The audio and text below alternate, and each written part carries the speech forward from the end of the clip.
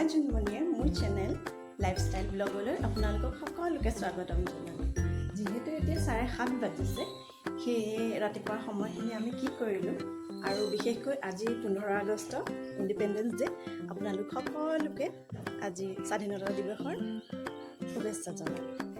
আজিৰ দিনটো মই কিদৰে চেলিব্ৰেট কৰোঁ মিডভিকৰ লগত আৰু কিদৰে আজি কি ডিছেছ এটা ৰেডি কৰোঁ, ডিছটো আপোনালোকৰ ওচৰত শ্বেয়াৰ কৰিম। আৰু আপোনালোকে মোৰ নতুন চেনেলটো ছাবস্ক্ৰাইব কৰিবলৈ নাপাহৰিব। তলত থকা বেল আইকনটো প্ৰেছ কৰি দিব, লাইক, কমেণ্ট আৰু শ্বেয়াৰ কৰি দিব। হাজবেণ্ডে পুৱাই মিডভিকৰ লগত স্বাধীনতা দিৱসৰ পতাকা ঘৰৰ সন্মুখত লগোৱাত ব্যস্ত। মিডভিকে যিহেতু এবাৰ প্ৰথম দেখিছে, সি খুবেই ফূৰ্তি পাইছে পতাকাখন দেখি। গীতাকে আকৌ চেলুট কৰি দেখুৱাত সিও কৰি দেখুৱাইছে মোক।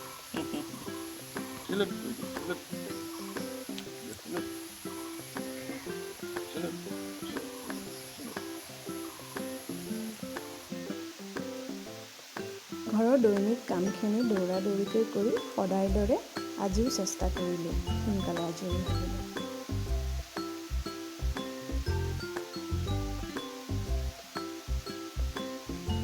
যিহেতু মিডভিকে পিতাকৰ লগত এবাৰ প্ৰথম স্বাধীনতা দিৱসৰ অনুষ্ঠান চাবলৈ যাব, সেইকাৰণে কামখিনি কৰি গা পা ধুই সোনকালে তাকো ৰেডি কৰি ব্ৰেকফাষ্টখিনি খাই বৈ আজৰি হৈ সোনকালে ওলাই ল'ম।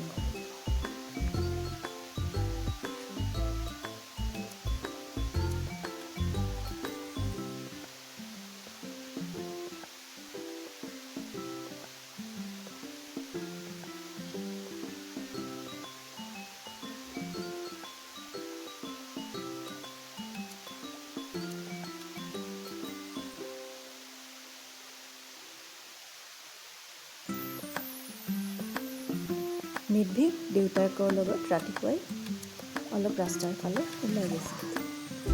আনফালে গৰম বেছি কাৰণে কামৰ মাজতে নাৰিকলৰ পানী ডিটক্স ৱাটাৰ খাই থাকোঁ।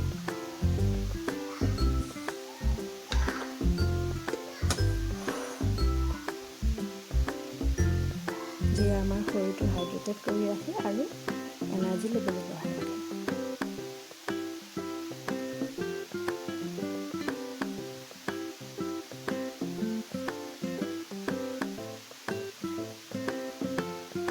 আকৌ চাফা কৰা কামখিনি কৰি তিনিওজনে গা পা ধুই সোনকালে আজৰি হৈ ল'ম। ধূলি মোচা কামটো সকলোতকৈ বেয়া পাওঁ, তথাপিতো বেবী আছে যেতিয়া কৰিবই লাগিব, যিহেতু সি এতিয়া ডাঙৰ হৈছে, অ'ত ত'ত হাত দিয়ে।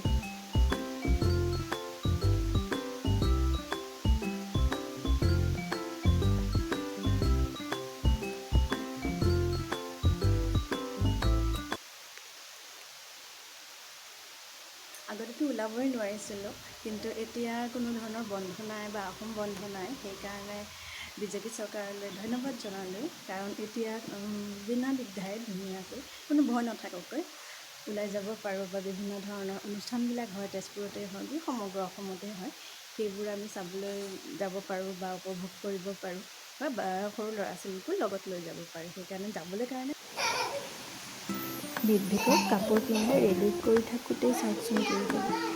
ধুমুহাৰ দৰে বতৰটো ক'লা কৰি আহি বতাহ এজাক মাৰি বৰষুণ আহিলেই নহয়। আজি আৰু যোৱা আমাৰ ফ্লাইট। ইফালে হাজবেণ্ডে বুলি মই ৰান্ধিম বুলি ক'লে। তেওঁ চাহি পানী আৰু মই জিৰা ৰাইচটো দুপৰীয়া লাঞ্চৰ বাবে বহাই দিলোঁ।